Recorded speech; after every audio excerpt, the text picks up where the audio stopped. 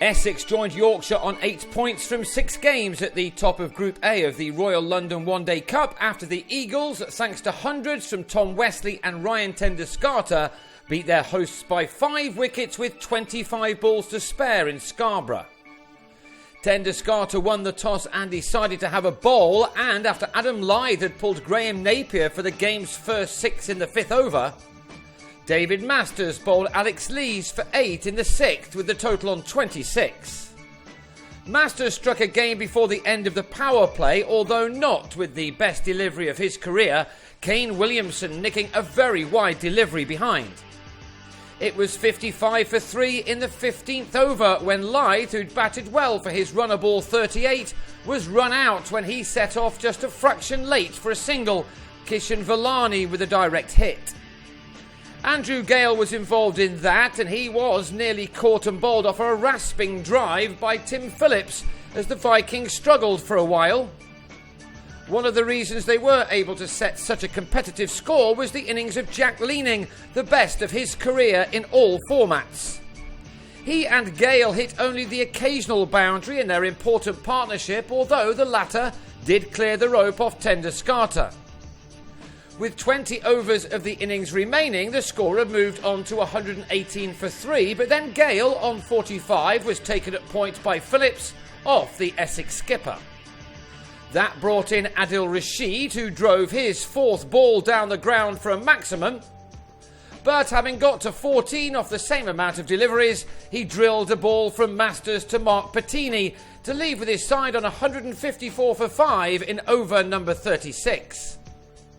With 10 overs left, that had become 176 for 5, with Leaning making a 50 off 67 balls with only 2 fours. He then brought Napier tumbling to the ground with this fierce drive. The 20-year-old then moved up a gear, dragging Phillips over mid-wicket for the first of his 4 sixes. His second arriving at the start of the 46th over with a massive blow off Napier in an over that cost 15 runs and took Leaning into the 90s. Yorkshire were making a strong finish to their innings, and Andrew Hodd played a remarkable shot off Reece Topley that also carried the distance. But when he tried something similar off Masters, he was bowled, and the experienced bowler ended with figures of 4 for 34 from his 10 overs, Hodd out for a dynamic 42. He'd added 109 runs with Leaning in 13 overs, the latter getting to his first ever 100 for the first team with this 6 in the last over. He was pretty happy with it too. He smashed the next ball for another maximum before Tim Bresnan also cleared the rope, as Napier's last over cost 23 runs, taking Yorkshire to a final score of 290 for 6, Leaning making 111 of 99 balls. With 114 runs coming off the final 10 overs, the momentum was certainly with the home side now, and even more so when Jack Brooks had Patini caught off the glove for a duck in the first over of the reply.